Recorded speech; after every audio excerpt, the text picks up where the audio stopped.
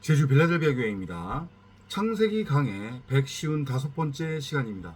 이번 시간에는 창세기 49장 8절에서 21절 6에서 0으로 새 이름 야곱에서 이스라엘의 아들로 라고 하는 제목으로 나눠보도록 하겠습니다.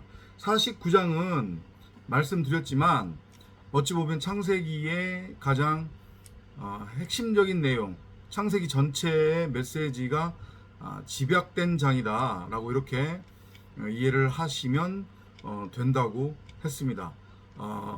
야곱이 이제 이스라엘로 창조가 완성이 됐습니다. 그래서 무트 타무트의 죽음을 앞두고 있어요. 무트 타무트로 죽게 되면 우리가 아담과 아브라함의 계보를 살펴보았지만은 반드시 누구를 놓고 죽는 거예요. 그러니까 죽기 전에 무트 타무트의 죽음으로 넘어가기 전에 이제 씨 가진 여자가 되었으니까 자칼과 온 네케바 하나님의 형상으로서의 말씀 그리스도 말씀 육신의 상태가 온전하게 드러났기 때문에 이제 누군가를 아들로 낳을 수 있는 거죠. 곧 나 자신을 아들로 낳을 수 있는 상태가 되는 거예요. 그걸 모형적으로 지금 보여주고 있단 말이에요. 그래서 결국은 야곱의 12아들은 야곱을 의미하기도 하고 그 12아들은 결국은 우리 각 사람을 의미한다. 우리 각 사람 안에 있는 나의 속사람, 진짜 나. 그 12이라고 하는 진리의 아들, 진리의 말씀으로서의 하나님의 말씀, 생명나무, 성경 66권, 뭐 사복음서, 성령 내 안에 내주하고 있는 그죠? 그 존재 그 상태로 이해를 해도 된다고 했어요. 그리고 결국은 그 12아들은 하나를 의미하는데 12이지만 하나를 의미하는데 그 하나는 바로 말씀이라고 하는 그리스도다. 그래서 지금 야곱이 아들들을 암탉이 알을 품은 것 같이 자기 품으로 이제 불러들여서 말씀이라고 하는 그 날개를 덮어 품는 거잖아요. 그죠? 자신이 지금 씨 가진 여자가 되었기 때문에 무트 타무트로 넘어가기 전에 아들로 낳기 위해 곧 자기 자신이 이제 아들로 낳아지는 과정, 우리 각 사람이 우리 안에서 이제까지는 율법으로서의 야곱의 아들로 살아가고 있었지만 이제 건너간 자, 히브리 사람 이스라엘로 그렇게 이름이 바뀌어서 새하늘과 새 땅으로 창조가 되듯이 12아들을 그렇게 지금 모형으로 그려주고 있는 거예요. 그래서 이제까지 여러분들이 기존 예배당에서 문자 그대로 읽고 배웠던 야곱이 죽기 전에 12아들을 축복하는데 누구는 축복하고 누구는 저주를 했다. 그래서 하나님한테 잘 보이고 하나님 잘 믿으면 축복받고 그렇지 않으면 저주받는 거다. 그런 얘기 아니라고 했어요. 그죠? 다 축복이란 말이죠. 각 12아들 각 사람은 나 자신을 의미하는 거고 그 12아들 다 각 사람은 그리스도를 품고 있다. 그죠? 그래서 결국에는 예수라고 하는 야곱의 아들에서 그리스도라고 하는 이스라엘의 아들로 재창조가 되는 나에 관한 이야기다.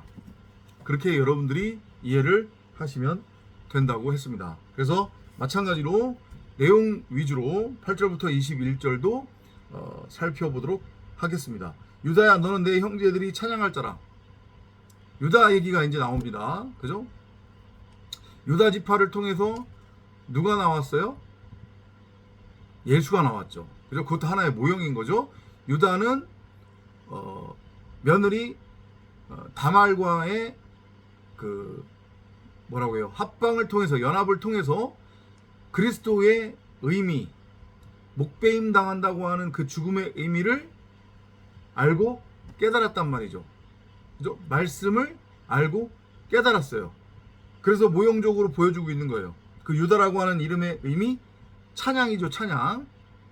그죠? 그 유다는 곧 그리스도를 의미하는 겁니다. 그죠? 내 안에 이미 성령으로 잉태되어 성경 66권 생명나무 진리의 말씀 성령으로 내주하고 계시는 그분이 밝히 드러나면 결국 나와 유다로서의 그리스도가 하나가 되는 것이고, 그죠? 그래서 내가 네 안에, 네가 내 안에가 우리 각 사람 안에서 성취가 되는 거예요. 그러면 비로소 나도 마찬가지로 말씀 그리스도가 되어 그리스도를 머리로 넘겨받은, 그리스도를 머리로 하는, 나는 그냥 몸일 뿐이란 말이에요. 나라는 존재는 사실은 없는 거라고 그랬습니다. 그죠? 그렇게 그리스도를 머리로 하는 성전이 되어 그 그리스도 전능자가 누구인지를 날마다 상고하고 묵상하고, 그리고 더불어서 다른 이들에게, 다른 땅에 씨를 뿌리는, 씨 뿌리는 자, 그죠? 이긴 자, 두 증인의 삶을 우리가 살아가게 되는 거죠. 그 전능자가 어떤 존재인지를 드러내고 나타내고 표현하고 전하고 가르치고 설교하는 그 삶을 살게 된다는 거예요. 곧 진리의 말씀을 말하게 된다는 거죠. 그렇게 내가 나라고 하는 육신의 생각, 그 육체, 선악의 율법으로서의 선악나무, 겉성전으로서의 예수로 죽고 그리스도로 내가 재창조가 되면, 율법이라고 하는 말은 흔적도 없이 사라지고 새 방언을 갖게 되는데 그 새 방언은 바로 참진리 참복음이다. 그래서 그거를 늘상 이제 전하고 흘려보내주고 말하게 되는 거예요. 그게 뭐냐면 찬송인 거고 찬양인 거예요. 악기 연주에서 노래의 형식을 빌려 손 들고 눈물 질질 짜고 뭐 눈 감고 뭐 온갖 은혜는 다 받은 양, 그렇게 하는 그게 찬양이 아니란 말이에요. 이해되세요? 무슨 얘기인지? 우리 각 사람이 우리 안에 있는 생명나무, 그 그리스도를 호라호하게 되면, 그러면 그 자체가 찬양의 상태, 찬양이 된다는 것을 여러분들이 아셔야 해요. 아셨죠? 그거를 모형적으로 보여주는 게 유다예요. 그래서 유다 지파를 통해서 그리스도가 나오게 되는 거죠. 그리고 이미 유다는 그리스도의 모형으로 그려졌어요. 씨 가진 자. 그래서 그 씨를 반드시 씨를 받아야만 아들을 낳을 수 있는 그 어떤 여자, 그죠? 불임 상태의 과부에게 넘겨줌으로 생명이 잉태되는 며느리 다말과의 합방 사건을 통해 유다가 그리스도의 모형으로 이미 그려졌단 말이죠. 아셨죠? 그죠? 그렇게 이해를 하시면 됩니다. 내 손이 너의 원수들의 목을 잡을 것이요 내 아비의 아들들이 내 앞에서 철하리라. 그리스도, 우리가 그리스도로 재창조가 되면, 그죠? 율법에서 진리로 우리가 재창조가 되면 나의 원수가 누구예요? 결국은 내 밖에 있었던 가짜 나, 내 밖에 있었던 형상화된 선악나무로서의 가짜 하나님. 근데 그게 결국 나였단 말이에요. 그죠? 그 가짜 나와 진짜 내가 원수 사이였다고요. 그러니까 성경이 말하는 원수는 뭐 나를 괴롭히고 내 입장에서 못마땅한 그런 존재를 말하는 게 아니에요. 겉사람으로서의 내 자신, 육신의 생각, 이성 없는 짐승의 혼 상태로서의 내가 나의 원수란 말이에요. 그 나라고 하는 존재의 목이 잘려져 나가고 육신의 생각이 죽을 거라는 얘기죠. 그러면 유다, 그리스도로 내가 재창조가 된다는 거예요. 응? 그러면 그게 뭐예요? 바로 말씀 그리스도니까, 말씀 그리스도는 찬양의 대상인 거잖아요. 그죠? 찬양받기 합당한 그분, 그 존재. 그런 의미인 거예요, 지금. 유다는 사자의 새끼로다. 내 아들아, 너가 먹이를 놓고 올라갔구나. 그는 몸을 구부리고 웅크림이 사자 같고 늙은 사자 같으니 누가 그를 성나게 하리요. 우는 사자와 같은 존재. 그죠? 그리스도 예수 그리스도를 지금 말하고 있는 거예요, 결국은. 처음엔 하나님의 말씀이 우리에게 율법으로 곡해되잖아요.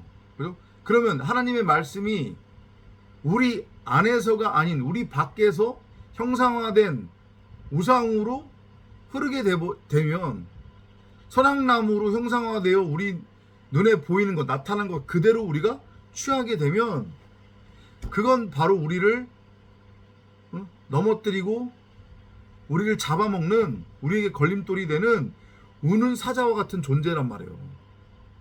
그게 그리스도 예수 그리스도예요. 그 얘기를 하는 거예요. 홀이 유다에게서 떠나지 않을 것이며 실로가 오실 때까지 입법자가 그의 발 사이에서 떠나지 아니하니 그에게서 백성의 모임이 있을지어다. 왜 모이는 거예요? 왜 모이는 거예요? 회당에 모이잖아요. 그죠? 왜 모여요, 그러면? 말 그대로 내가 깨달은 진리, 내가 깨달은 말씀을 나누기 위해서. 그죠? 그리고 여전히 진리 안으로 들어왔다고 하지만 완전하게 진리를 체휼하지 못하고 있는 그 나에게 일용할 양식으로서의 하나님의 말씀을 공급해 주기 위해, 그래서 진리를 나누는, 진리를 깨달은 커뮤니티, 그곳에 내가 합류해서 구성원이 되어 모여 하나님의 말씀을 나누는 거예요. 그게 바로 찬송이고 찬양이고 예배란 말이에요. 그 얘기를 하는 거예요. 진리를 깨달았다고 하면, 진리에 대한 갈급함이 있다고 하면 여전히 나의 육신의 삶, 내가 중심이 되고 왕이 되어 내가 시간 날 때마다 마치 큰 인심 써서 들어주는 양, 그런 게 아니란 말이에요. 그런 게 있을 수가 없어요. 그렇게 나올 수가 없어요. 내가 진짜 진리에 대한 갈급함이 있고 진리를 들었고 진리를 지금 깨닫고 있는 과정에 있다고 하면 말씀을 사모하지 않을래야 않을 수 없단 말이에요. 그러면 만나고 싶고 커뮤니티 모임에 가고 싶고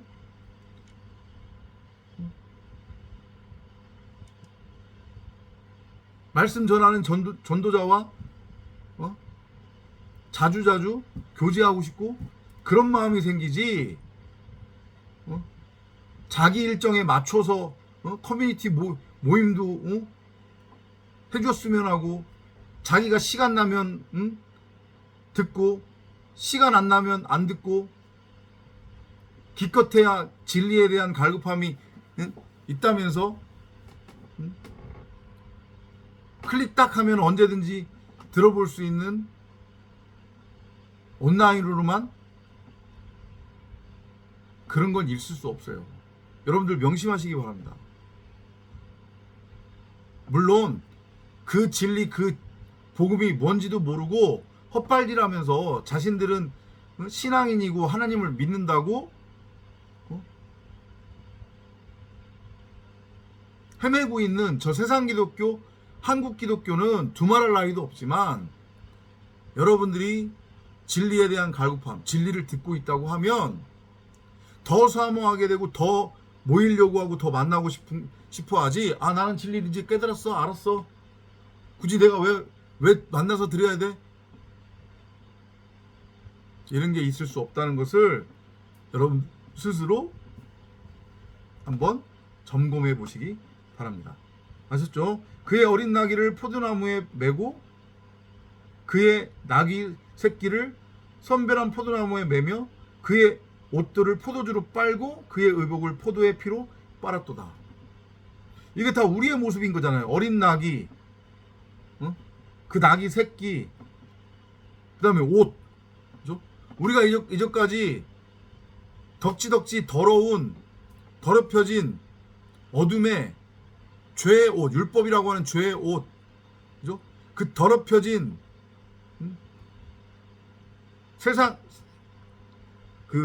세상 말에 더럽혀진, 세상 가치에 더럽혀진 그 옷을 입고 있었잖아요.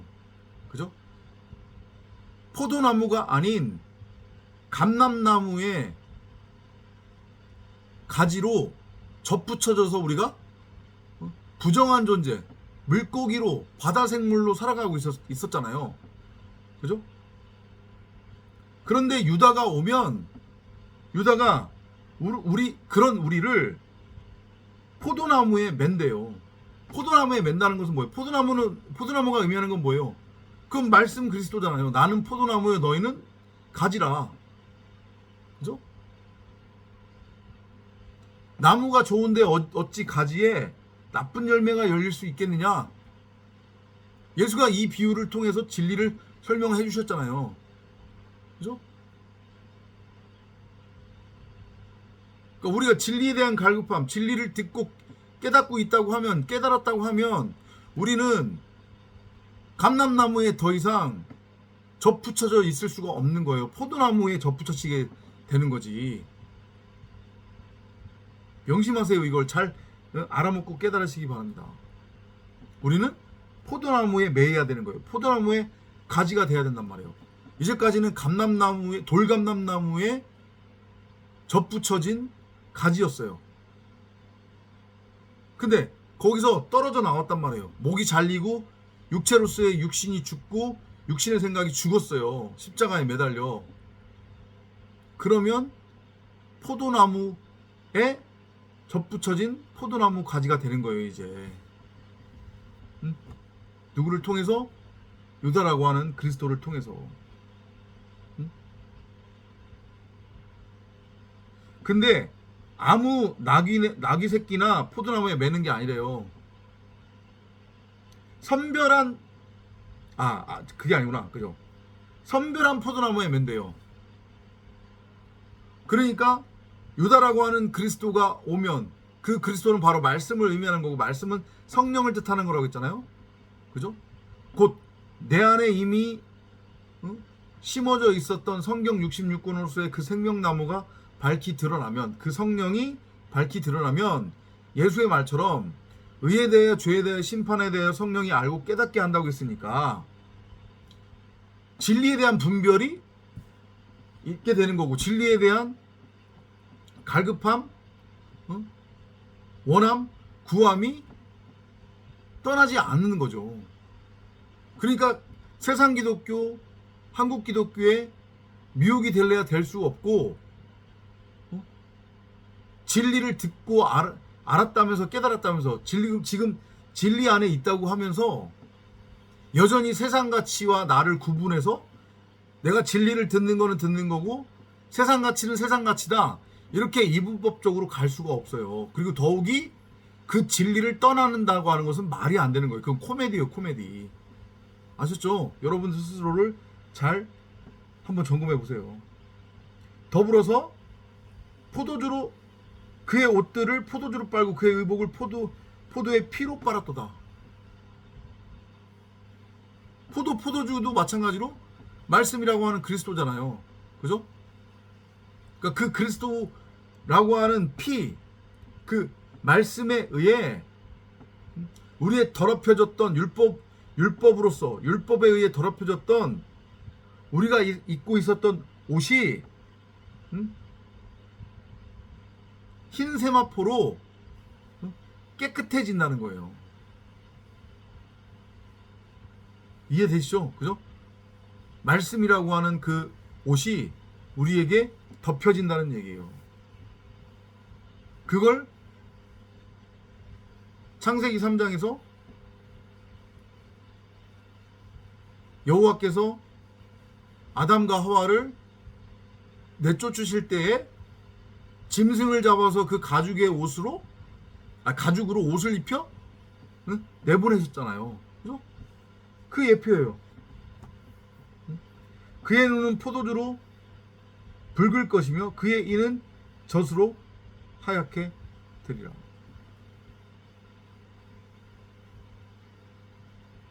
진리의 상태가 된다는 얘기죠.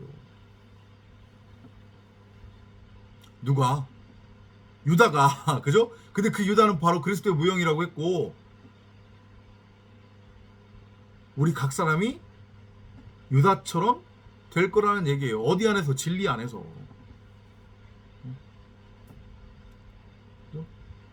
오직 말씀이라고 하는 진리를 보게 되고 진리를 추구하게 된다는 얘기죠.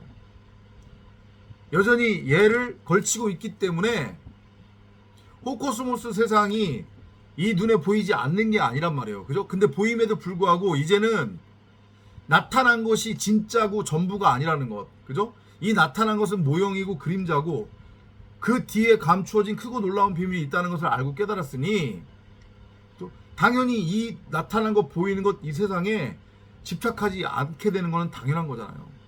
그 의미를 알아먹었으니까. 그죠? 그 삶을 살게 되는 거예요, 우리가. 스불론은 바다의 항구에 거하며 그는 배들의 항구가 되리라. 그의 지경은 시돈까지로다. 바다의 항구? 이건 어디서 또 이게 들어본 듯한 얘기인데? 뭔가가 오버랩되는데? 부활한 예수가 바닷가에서 잡은 물고기를 화롯불에 구워 제자들한테 먹이잖아요. 그죠?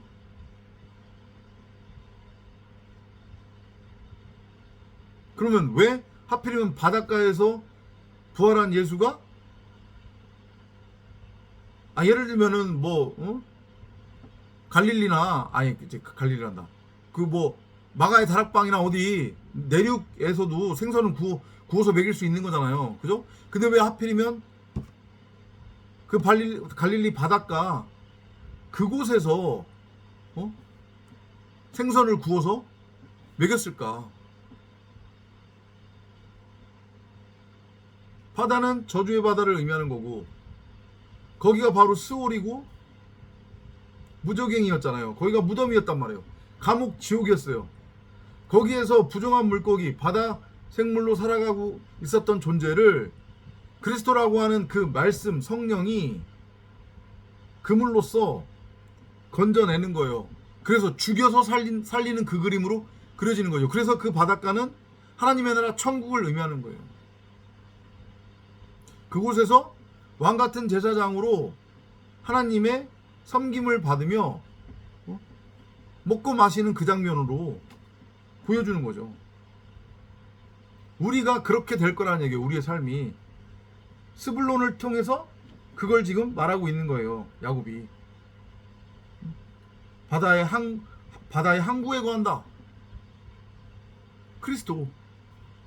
그죠? 그래야 바다 항구의 상태가 되어야 우리가 계시록에서 공부를 했지만 나라고 하는 육신의 생각으로서의 그 배, 율법의 배가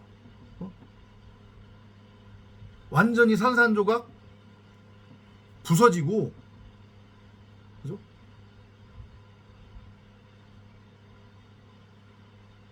성령이라고 하는, 말씀이라고 하는 배를 타고 와서 정박할 수 있게 되는 거잖아요. 그 메시지인 거예요. 어렵게 생각하지 마시란 말이에요. 이사가는 두 짐 사이에 구부리고 앉아있는 강한 나귀로다. 그는 심을 좋게 여기고 땅을 보고 기쁘게 여기며 그의 어깨를 낮춰 짐을 지고 조공의 종이 되었도다. 나귀로 온 그리스도를 의미하는 거잖아요. 마찬가지로 종으로 오신 그리스도, 그가 나귀를 타고 예루살렘 성전으로 들어갔잖아요. 왜? 율법이라고 하는 그 세상, 그 마귀, 나라고 하는 겉사람, 나라고 하는 율법 성전, 나라고 하는 선악나무, 그 마귀 사탄을 어떻게 하기 위해서? 때려 부수기 위해. 같이 묶여 십자가에 매달려 죽기 위해.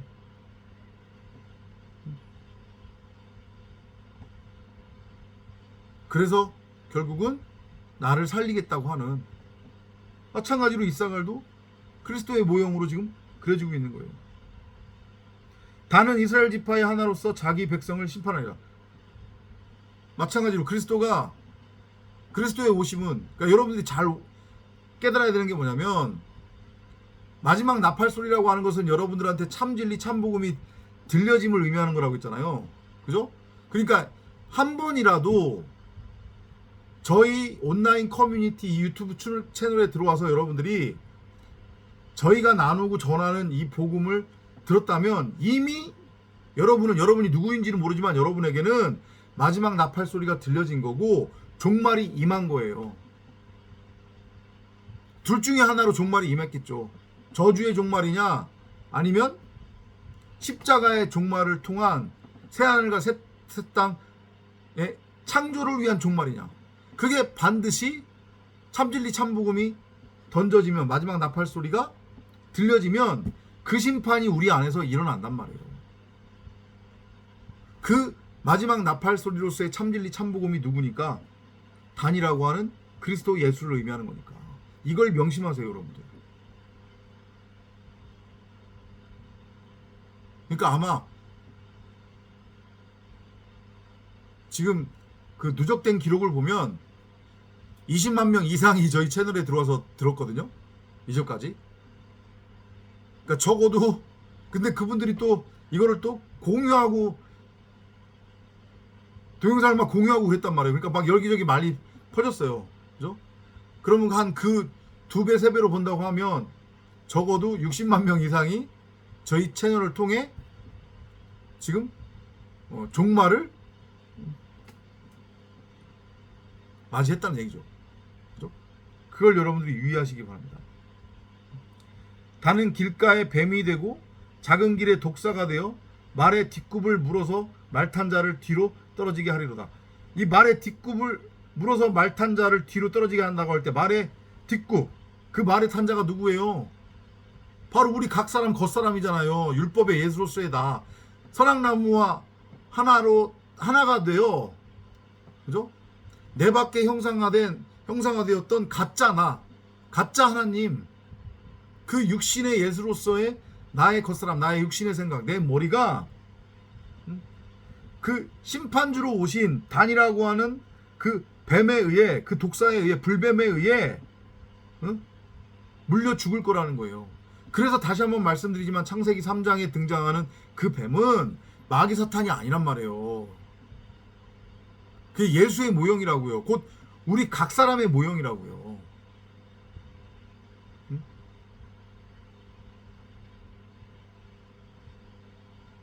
출애굽한 이스라엘 백성들이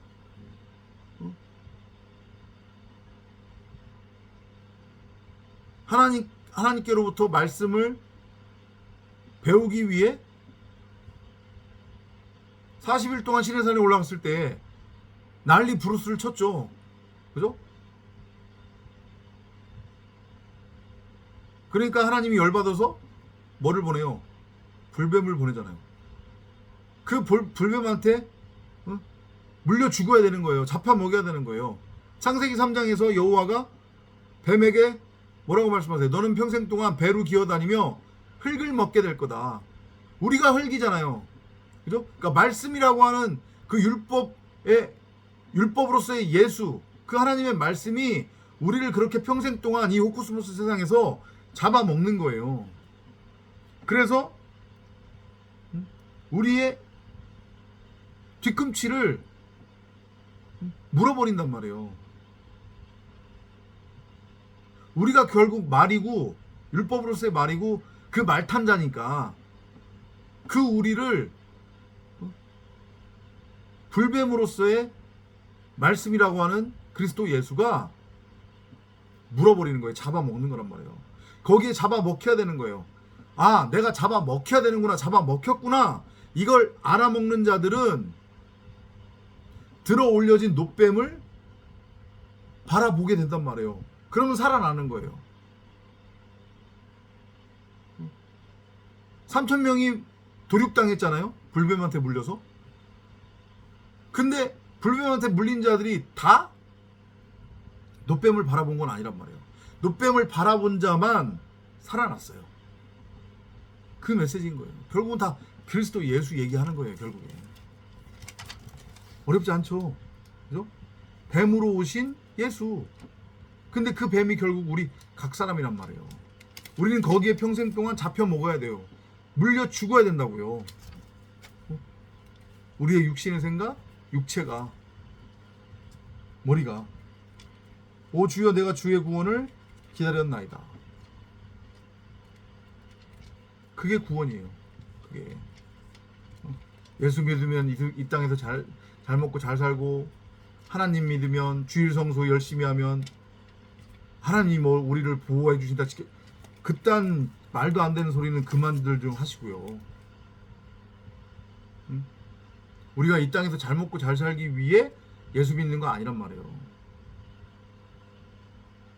이 세상은 비우고 그림자라고 그랬잖아요. 의미 없다니까요. 이걸 입고 있고 이걸 벗고 아무런 의미가 없는 거라고 했잖아요. 그죠? 근데 뭘 이 땅에서 예수 믿으면 잘 먹고 잘 살고, 예수를 믿으면 우리의 이 땅에서의 삶을 예수가 지켜준다? 그럼 말도 안 되는 소리를 하시란 말이에요. 알아먹으시기 바랍니다. 갓은 군대가 그를 압도하겠으나 마지막에는 그가 압도하리라. 군대로서의 그리스도 말씀,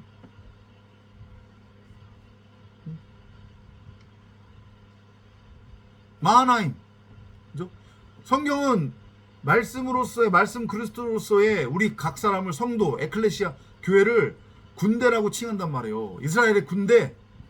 그리고 그 군대의 장이 누구예요? 바로 전능자 하나님이란 말이에요. 우리가 말씀 그리스도가 되면, 우리 안에 있는 생명나무를 호라호하면 메뚜기로서의 하나님 나라의 군대가 되는 거예요. 우리 각자가. 그래서 결국은 나라고 하는 겉사람이라는 그 블레셋, 그 골리앗이라고 하는 그 율법의 말, 육신의 생각, 그 머리를 완전히 박살내고 아작내버리는 거란 말이에요. 그래서 전쟁은 여호와께 속한 것이라고 하는 거예요. 이해되죠? 다 같은 얘기예요. 지금 보면 그리스도의 모형으로서 그려지고 있는 12아들, 우리 각 사람에 대한 얘기. 아셀에서 나온 그의 음식은 기름지겠고 그가 왕의 진찬을 바치리라.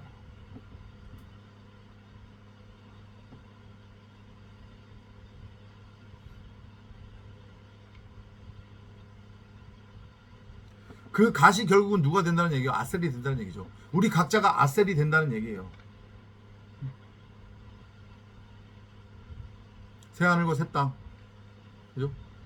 기름진 양식을 내는 그 땅, 그 기름진 양식이 뭔데? 말씀이라고 하는 그 양식. 그렇게 되면 우리 각 사람이 하나님 앞에 온전히 드려지는 진찬, 온전한 11조 양식이 되는 거란 말이에요. 그러면 이제까지는 강도 절도, 속이는 자, 그게 누구예요? 야곱이었잖아요. 그죠? 야곱의 아들로 우리가 이제까지 왔어요. 내 안에 계신 하나님, 곧 생명나무로서의 성경 66권, 그 말씀을 호라워하지 못하고 내 밖에 내 멋대로 선하게 율법을 규정하고 정의해서 선악나무를 심은 다음에 그 선악나무와 하나가 되어 세상같이 썩을 양식을 위해 내가 살아가고 있었잖아요. 세상 왕으로서. 그죠?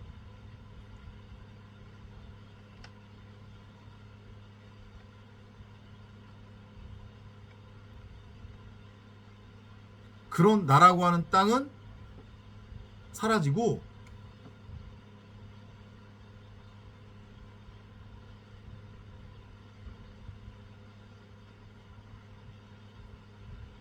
죽고 기름진 알곡을 내는 땅이 되는 거란 말이에요. 그래서 내 자신이 기름진 알곡으로 맺혀져서 추수꾼에 의해 추수가 되어지는 거예요. 그리고 창고에 들여지는 거예요. 하나님의 집에. 그러면 하나님 앞에 온전히 드려지는 온전한 11조 양식 제물로 재창조가 되는 거죠. 우리에 관한 이야기. 그렇게 여러분들이 이해를 하시면 됩니다. 납달리는 풀린 암사슴이라 아름다운 말들을 하는도다. 암사슴, 여자 우리를 가리키는 거잖아요. 그죠? 근데 그가 아름다운 말을 한대요. 그 아름다운 말이 뭐겠어요? 진리 복음이 된 상태잖아요.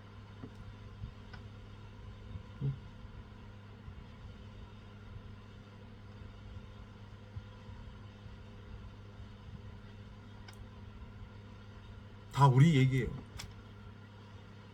그러니까 이 49장을 묵상을 하면서 지금 나의 상태가 어떤 상태에 있는지를 정말로 객관적으로 냉철하게 점검하셔서 내가 여전히 육신의 생각, 율법에 머물러 있다고 하면 처절하게 하나님 앞에 간구하시고 구하셔야 돼요.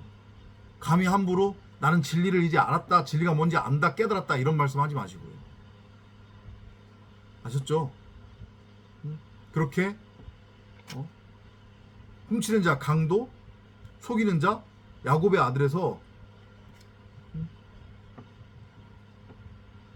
풍성한 기름진 알곡을 내는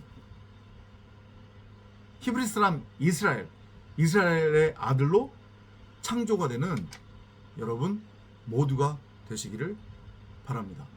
다음 시간에 또 찾아뵙도록 하겠습니다.